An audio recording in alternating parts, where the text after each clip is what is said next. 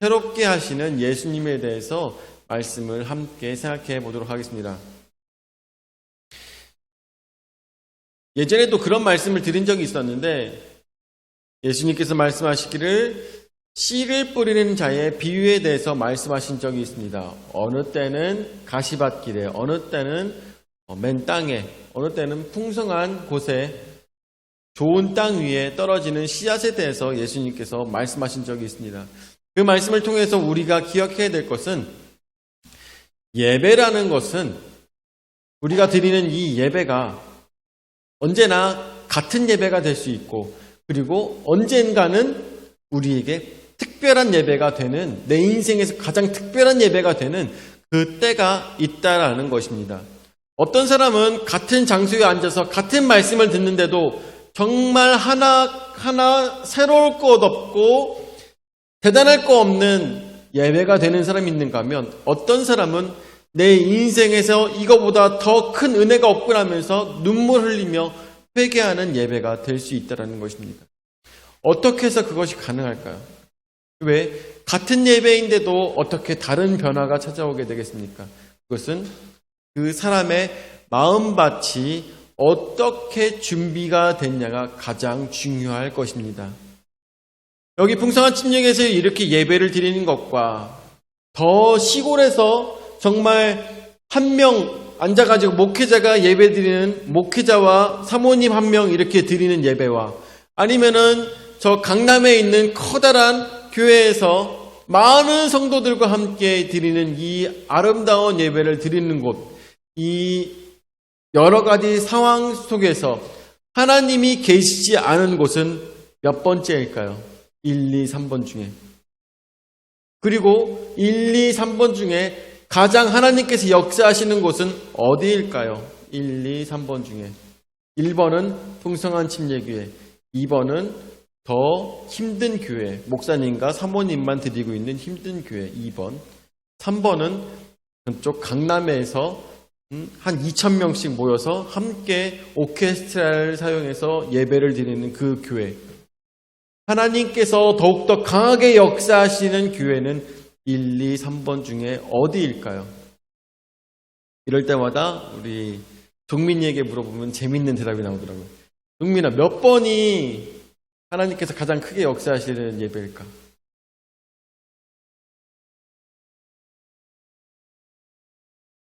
오, 맞았어요. 1, 2, 3번 다 하나님께서 역사하시는 예배입니다. 하나님께서 안 계신 예배는 없습니다. 다만 무엇이 가장 중요할까요? 무엇이 가장 중요할까? 거기서 예배드리는 사람 마음밭이 중요하다는 것입니다. 내가 오늘 얼만큼 사모하며 하나님 앞에 나와왔는지, 내가 오늘 얼만큼 하나님을 찾으며 나와왔는지, 그것이 가장 중요하다는 것이죠.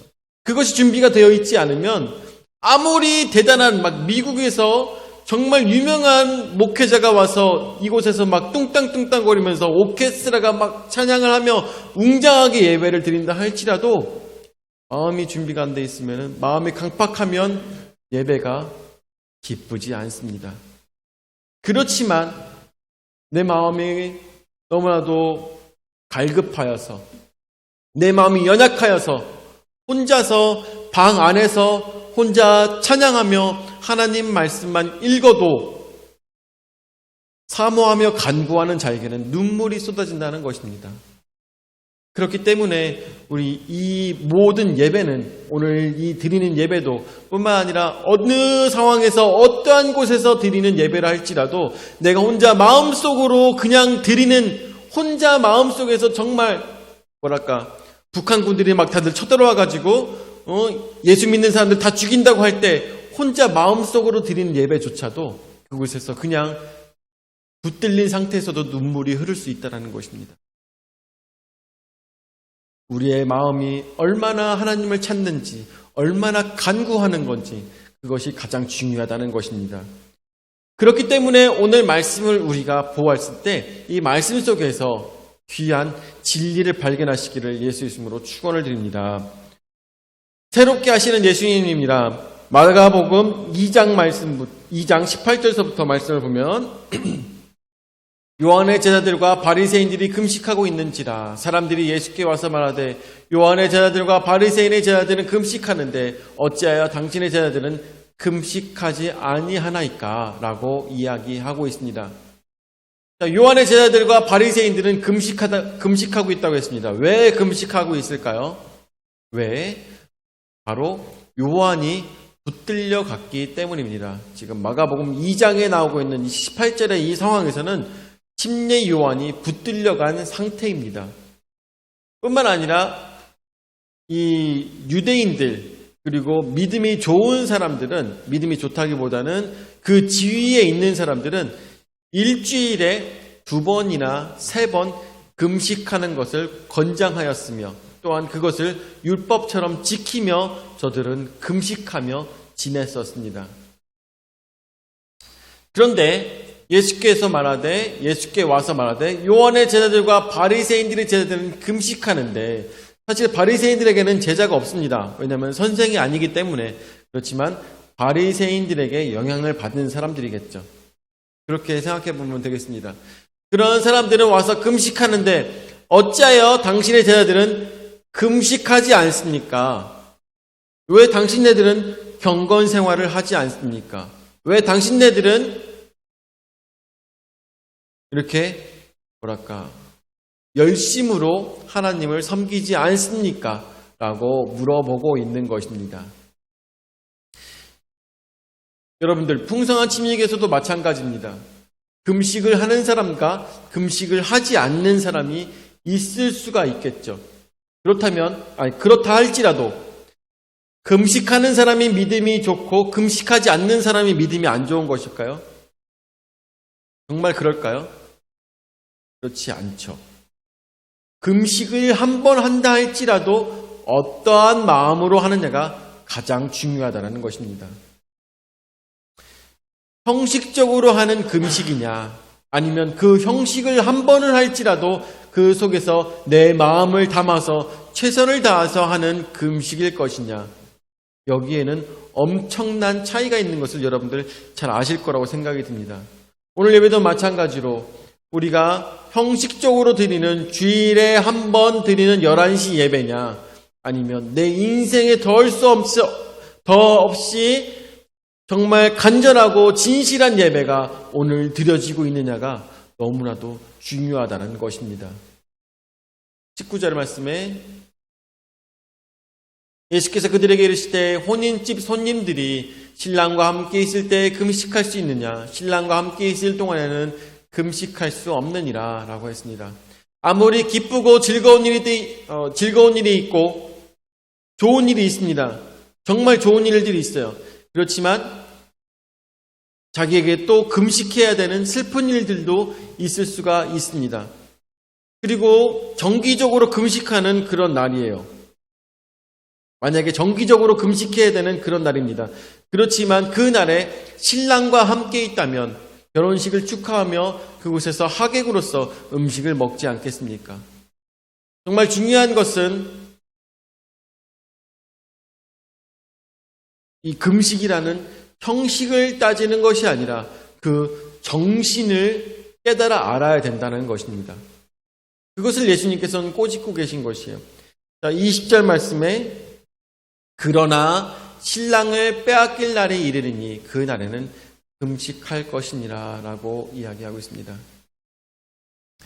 지금 바리새인들이 봤을 때는 예수님의 제자들은 쟤네들은 너무 편하게 신앙생활 하는데 쟤네는 너무 편하잖아. 쟤네는 저 선생만 쫓아가면서 너무나도 쉬운 신앙생활을 하고 있잖아. 이렇게 보고 있었습니다. 근데 언제? 신랑을 빼앗길 날이 곧 다가온다라는 것입니다. 그 날에는 어떻게? 금식하며 하나님께 기도하는 그 시간이 오게 될 것이라는 것이죠. 우리도 마찬가지입니다. 우리도 이렇게 편안하게 기쁨으로 신앙생활 하는 가운데 진정 우리에게 위기가 닥쳤을 때는 더욱더 열심히 기도하는 그때가 오게 될 것입니다. 그때는 금식하는 것을 주저하지 아니하며 그때는 기도하는 것을 주저하지 아니하고 그때는 말씀과 찬양으로 살아가는 것에 대해서 주저하지 않는 여러분들 되시기를 예수 이름으로 축원을 드립니다.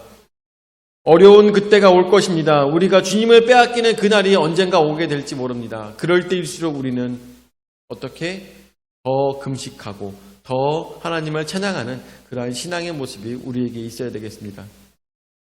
자, 두 번째로 새 포도주에 대해서 이야기하도록 하겠습니다. 21절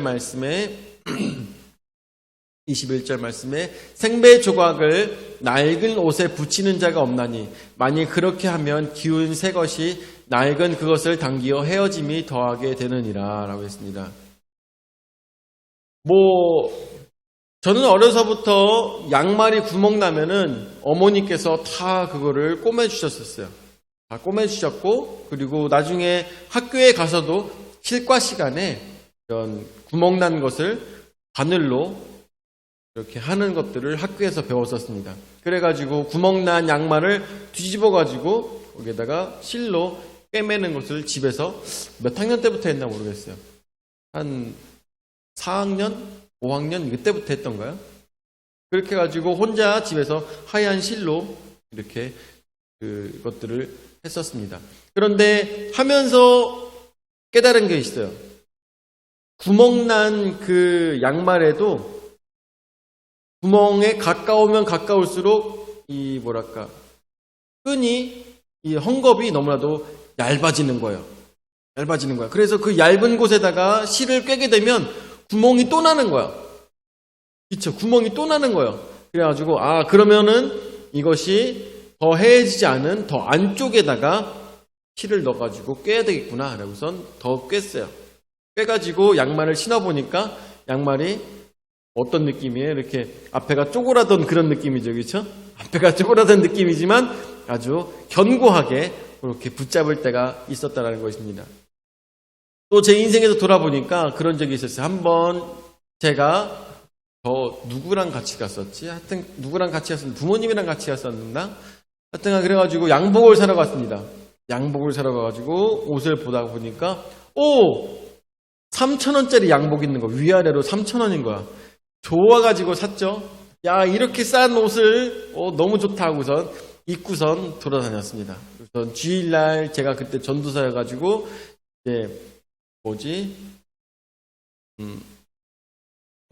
국수 같은 것도 나르고 뭐 하고 있었습니다. 그런데 딱 자리에 앉자마자 바지가 부악하는 거예요. 바지가 부악하는 거예요. 이게 왜 이렇게 했을까요? 그래서 봤더니 역시 3,000원짜리는 너무나도 옷이 낡았기 때문에, 오래된 옷이었기 때문에 그 천이 너무나도 얇았던 것입니다. 근데 그 얇은 옷은 어떻게 해요? 다시 기워서 입을 수가 없는 것이죠. 다시 기울 수가 없습니다. 거기다 아무리 천을 댄다 할지라도 그 새로운 천이 아까울 정도로 그것은 구제불능이라는 것이죠. 자, 22절 말씀에 보죠. 22절 말씀에 새 포도주를 낡은 가죽 부대에 넣는 자가 없나니 만일 그렇게 하면 새 포도주가 부대를 터뜨려 포도주와 부대를 버리게 되느니라 라고 했습니다.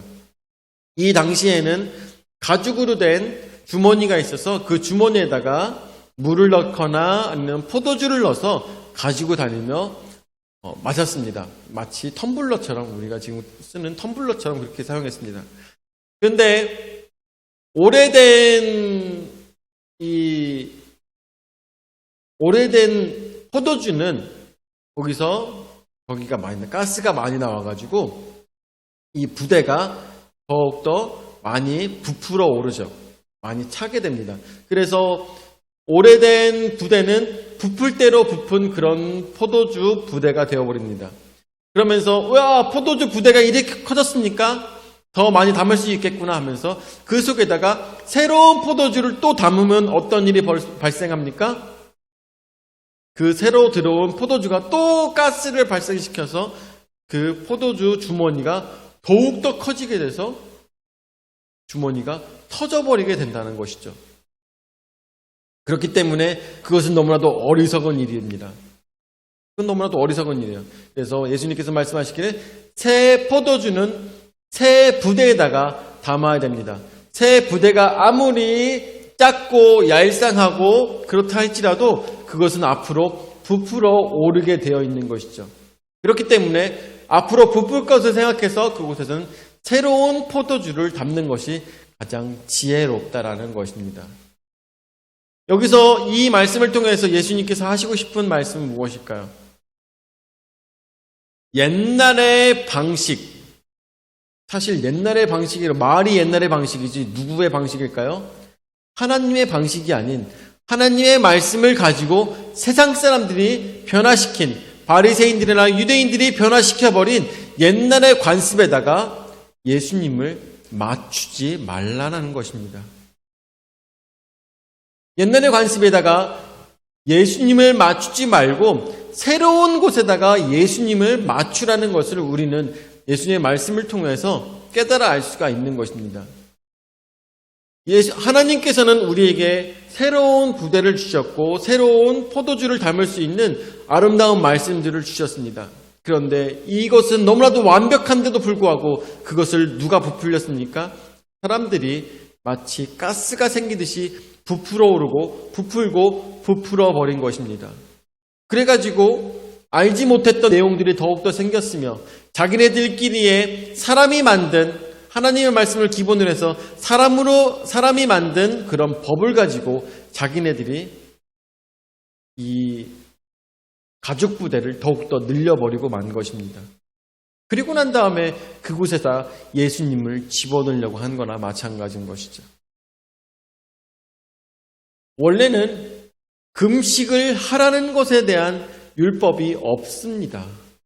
그럼에도 불구하고 그것에 대해서 사람들은 우리가 믿음 생활 더 믿음 있게 하려면 금식해야 되지 않겠느냐 하면서 예수님을 그곳에다가 자기네들의 방식에다가 집어넣으려고 한 것에 대해서 예수님께서는 꼬집고 말씀하고 계시는 것입니다. 세 번째, 그래서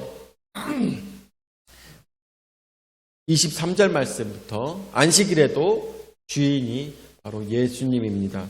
23절 말씀부터 보면 안식일에 예수께서 밀밭 사이로 지나가실새 그의 제자들이 길을 열며 이삭을 자르니 바리새인들이 예수께 말하되 보시오 저들이 어찌하여 안식일에 하지 못할 일을 하나이까? 예수께서 이르시되 다윗이 자기와 함께한 자들이 먹을 것이 없어 시장할 때에 한 일을 잃지 못하였느냐?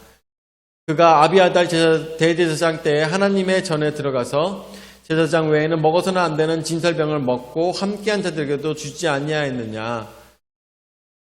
또 이르시되 안식일이 사람을 위하여 있는 것이 아니요 사람이 안식일을 위하여서 있는 것이 아니니 28절 이러므로 인자는 안식일에도 주인이니라. 아멘. 자, 23절부터 말씀을 봤을 때 우리가 기억해야 될 것은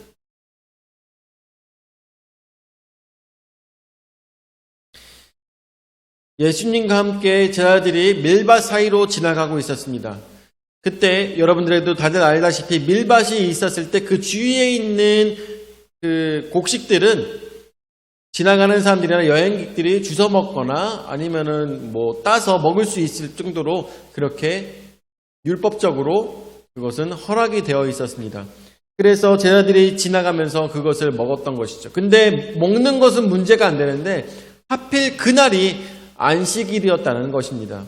하필 그날이 안식일이었다는 것이죠. 안식일은 뭐 하는 날입니까? 철저하게 쉬는 날입니다. 그런데 그 철저하게 쉬어야 되는 그 날을 제자들은 곡식을 잘랐고 그리고 손으로 탈곡을 해서 그것을 먹었다라는 것이 문제가 된 것입니다. 이것에 대해서 바리새인들이 지적을 하며 잘못됐다고 이야기하고 있어요.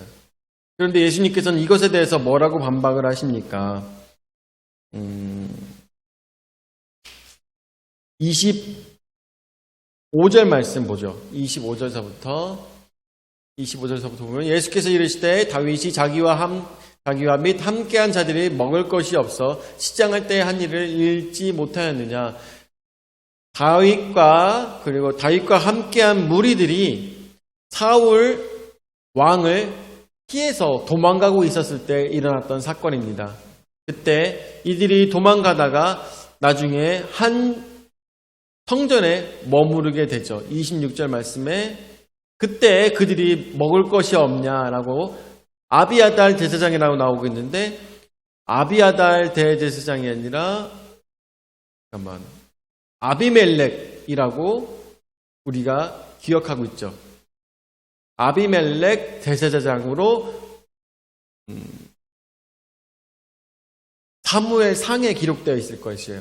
그래서 대제사장 때에 하나님의 전에 들어가서 대제사장 외에는 먹어서는 안 되는 진설병, 거기 진설병이 12개가 있는데 그 12개가 안식일마다 바꾸게 되어 있습니다. 안식일마다 바꾸고 그리고 그 남은 것들, 예전에 전시해놨던 그 진설병은 제사장들이 먹게 되어 있었습니다. 그런데 그것을 율법대로 하지 아니하고 다윗이 함께한 무리들과 함께 아비멜렉이 주어서 그것을 먹게 되었던 사건이 있었죠.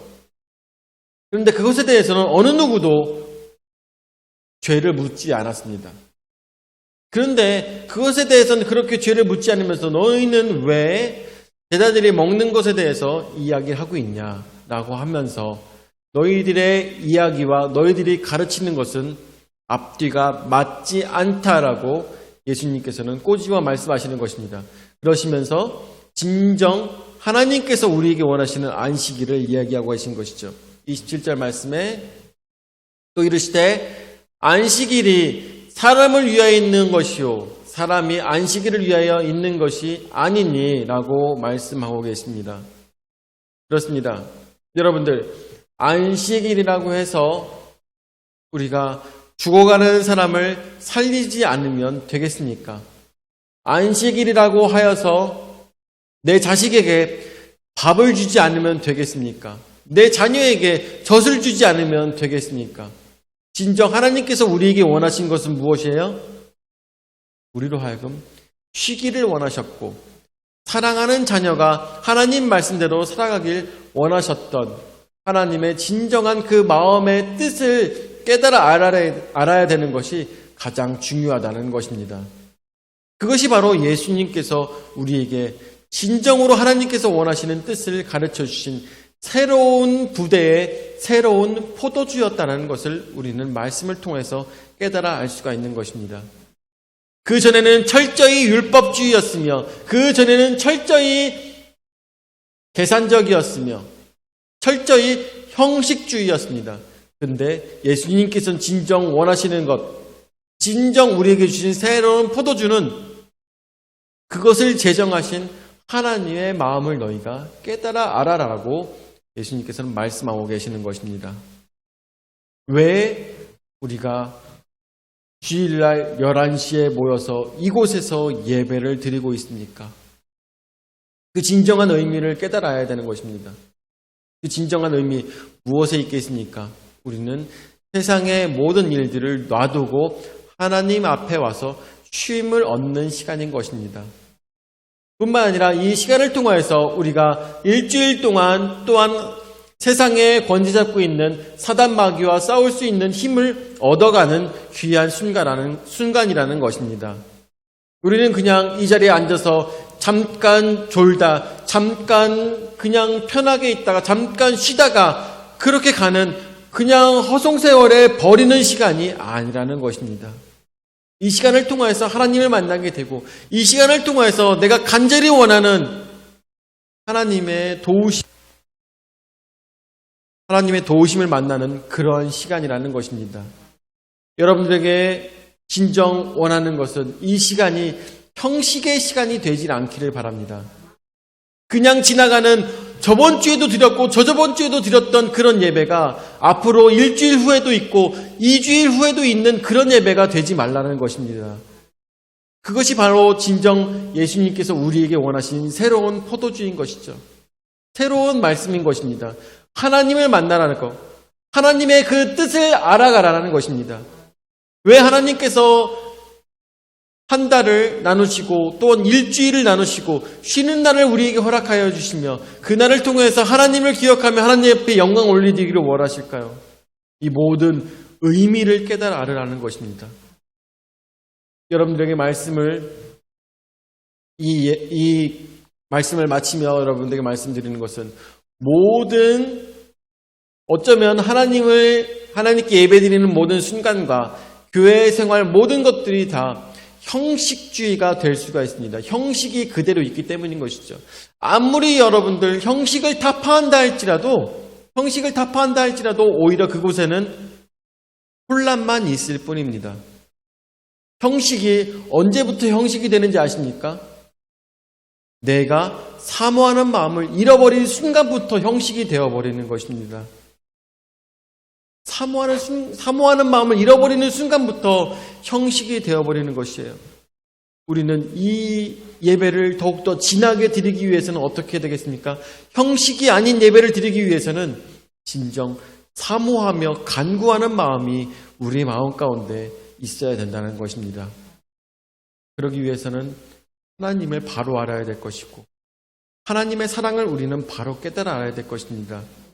오늘도 이 예배의 형식과 예배의 건물과 예배의 성경책의 이런 모습만 보는 것이 아니라 진정 그 속에 담긴 하나님의 마음과 예수 그리스도의 사랑과 그 예수 그리스도의 희생의 의미를 생각하시면서 언제나 예배를 드리실 때 진하고 더욱더 진한 하나님을 간구하며 만나는 예배가 되시기를 예수 이름으로 축원을 드립니다. 아멘. 사랑의 주님 은혜와 사랑을 감사를 드립니다. 오늘도 귀한 은혜의 말씀 허락하여 주셔서 말씀으로 깨달을 수 있도록 인도하여 주심을 감사를 드립니다. 오늘도 혹시나 형식적으로 드려지는 예배가 된 사람이 있을지 모릅니다. 주여 그 자리에 그 마음의 자리에 주님께서 사모의 마음을 더욱더 허락하여 주시었고 그러므로 인해서 오늘 예배가 오늘 주님 앞에 드려지는 이 삶이 아름다운 삶이 되도록 주님께서 주관하시고 인도하여 주시옵소서. 그러므로 인하여서 저들에게 주님께서 새로운 생명을 허락하여 주시고 새로운 포도주의 맛이 저들의 혀와 마음에 적시는 아름다운 신앙생활이 될 수 있도록 주여 역사하여 주시옵소서. 오늘도 저에게 귀한 은혜의 말씀 허락하여 주심을 감사드렸고 사랑이 많으신 예수님의 이름으로 기도드립니다. 아멘.